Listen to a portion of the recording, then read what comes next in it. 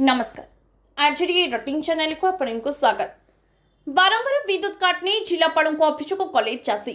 Raigarh block अंतर्गत पितामहल ताड़मा जेमादे पिंठ बैरागी हालुआ पंचायत चाषी चलित वर्ष अनियमितता वर्षावा फल असुविधार सम्मुखीन होती। याछड़ा अंचल उठा जलसेचन पॉइंट गुड़िक ठीक समय पानी मिल पारना।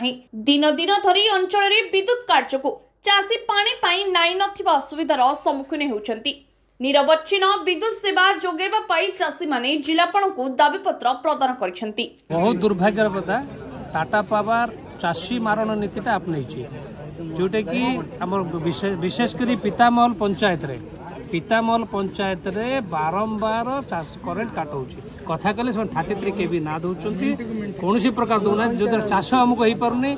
बर्तमान क्रुशियल टाइम चाषर एटा क्रुशियल टाइम ए समय जब पानी जब न रहा गछ बढ़िबार ना गछ बढ़िया ना आगामी दिन चाषी क्षति संभाल। तेणु जदि तुरंत टाटा पावर आम दाबी की यथाशीघ्र समाधान न करती पावर कट जब बंद न करते आगामी दिन में चाषी आंदोलन भयानक हम से प्रशासन दायी रही। सर मोर ना हूँ जी श्रीनिवास राव बेरीगुड़ा।